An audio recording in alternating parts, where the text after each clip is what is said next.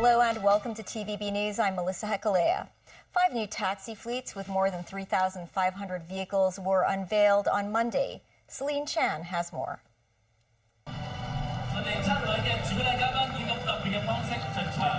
Secretary for Transport and Logistics Mabel Chan, Commissioner for Transport Angela Lee, along with other representatives of 5 licensed taxi fleets arrived at the venue of the taxi fleet launching ceremony in vehicles of the new fleets. Big Boss Taxi Company, CMG Fleet Management, Sino Development International Company, SinCap Service, and Taiwan Management are the companies granted licenses. Each vehicle will be equipped with advanced safety features, including global positioning systems, dash cams, and driver monitoring systems, with electronic payment options available. The taxi fleets are allowed to paint their vehicles in colors of their choice. However, the cabs will charge according to the fares displayed on the taxi meter if the taxis are held on the street and will accept electronic payments. Today is a start. We hope that we can promote and attract furthermore taxis to join such kind of fleet management so as to provide a more modern and more user-friendly services. There are currently 18,000 taxis in Hong Kong, and after the 3,500 taxis provided by the 5 companies are put into service, vehicles of the new taxi fleets will account for about 20% of the total cabs in Hong Kong, and 1,500 of the cabs under the fleets are brand new vehicles. They will start operating by the end of this month at the earliest. Celine Chan, TVB News. The University of Hong Kong has launched a 4-year full-time Bachelor of Medicine and Bachelor of Surgery course for students who have already obtained their bachelor's degree in other disciplines. The program would allow them to enter the medical field after receiving training. Eligible students can apply for the new program between now and the end of June. Mimosingai reports. HKU announced the new graduate entry track has been approved by the University Grants Committee.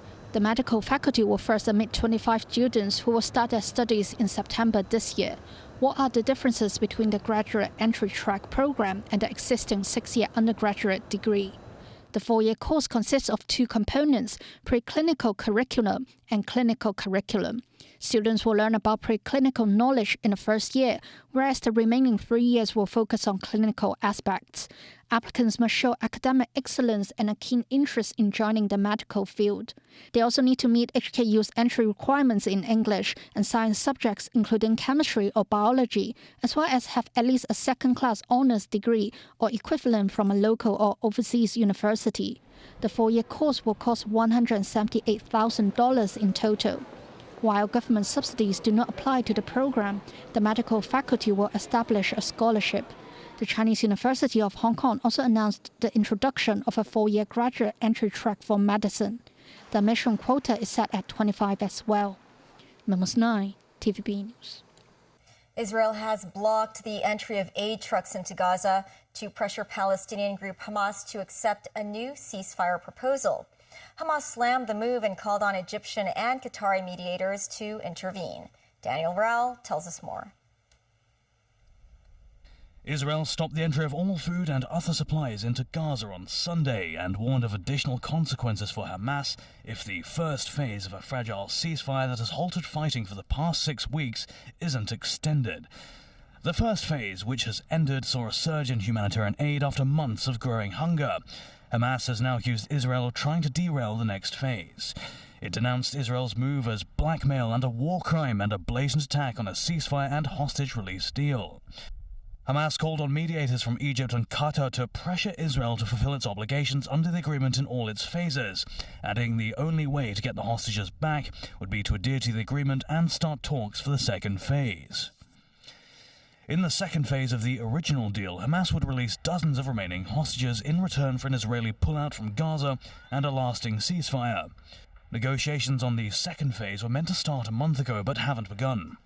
Israel said a new U.S. proposal calls for extending the first phase ceasefire through Ramadan, the Muslim holy month that began over the weekend, and the Jewish Passover holiday which ends April 20th. Under that proposal, Hamas would release half the living and dead hostages on the first day, and the rest when an agreement is reached on a permanent ceasefire. Hamas currently hold 59 hostages, 35 of them believed to be dead.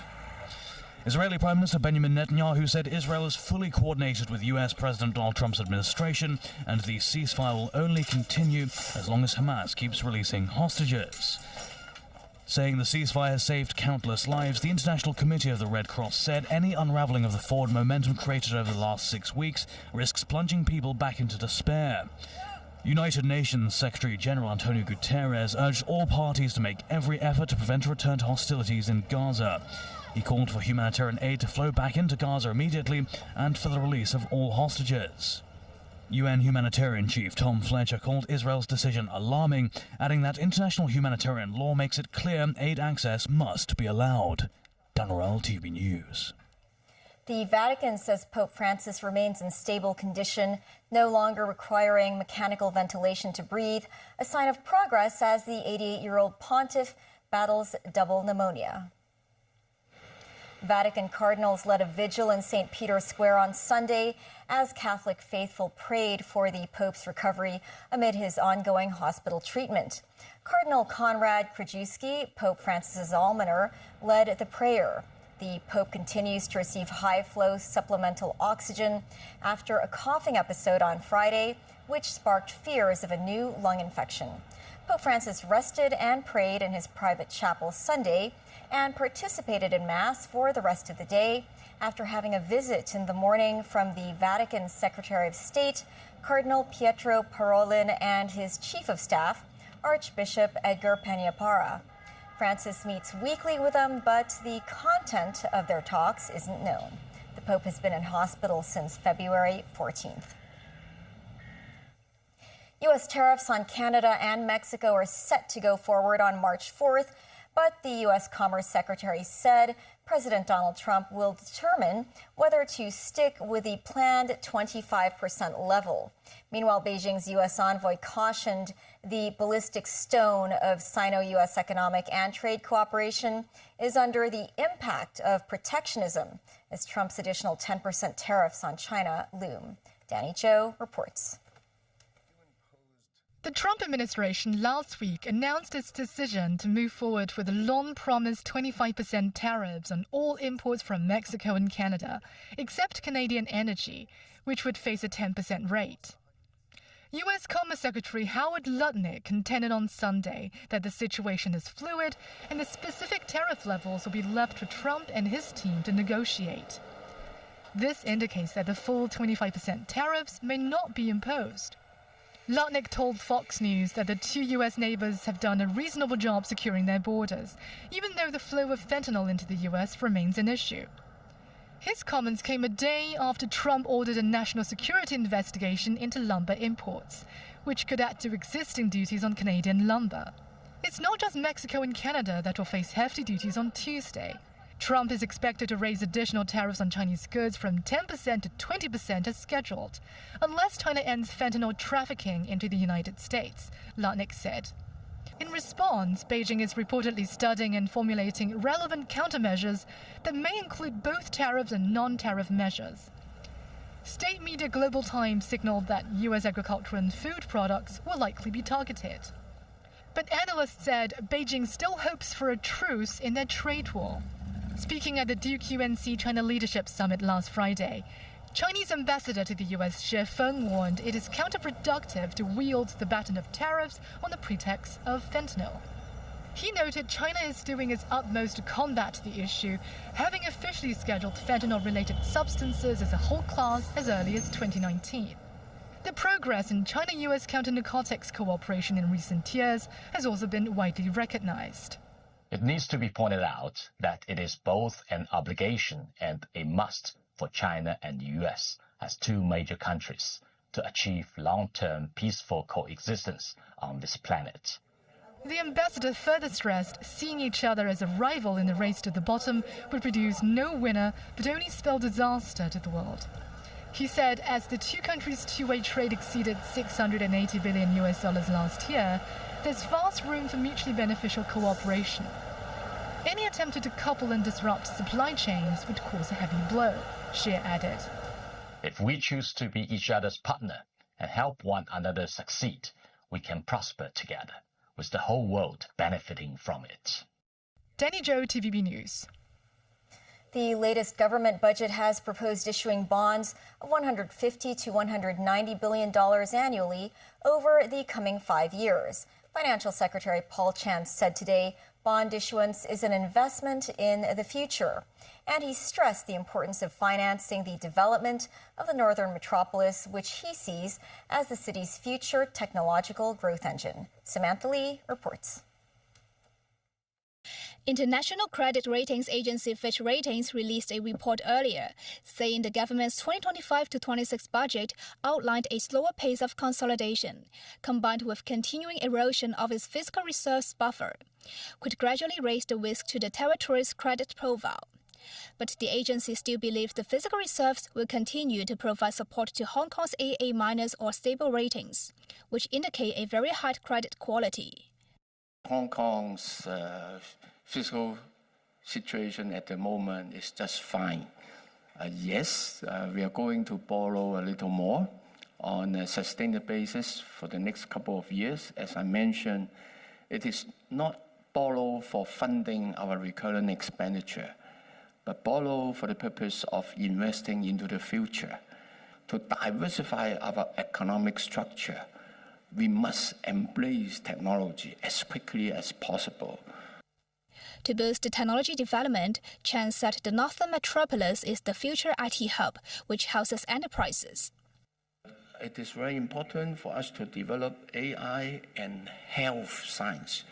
But now, with the support of the central authorities, these biodata can be made available across the border in this area, in this Hetao zone, meaning that they can come here, do the research, do the clinical trial there, and then develop their products there. And the products could be sold on the mainland as well as overseas. We reckon that we need to do it fast. We need to expedite this development so that the economic benefit can be felt by our people earlier. When asked how to support small and medium-sized enterprises in a digital age, Paul Chan said the government will help in several directions, including giving liquidity support and providing consulting services on how to do e-commerce. Samantha Lee, TVB News.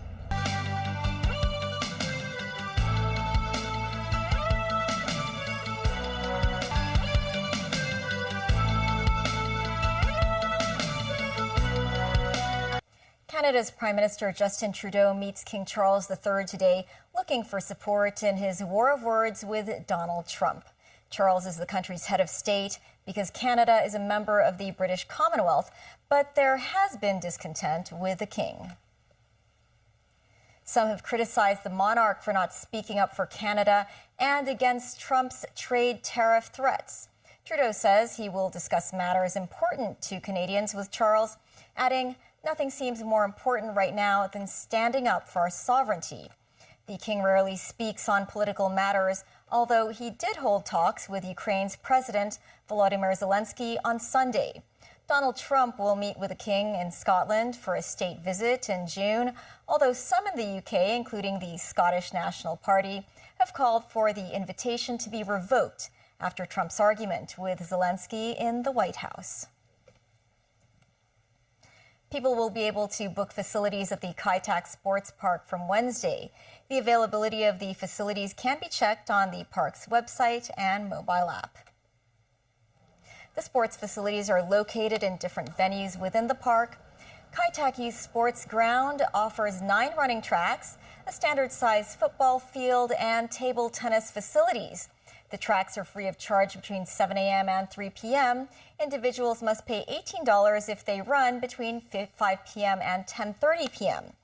The cost of reserving football and rugby pitches is $1,800 for 90 minutes. Table tennis facilities cost $50 an hour.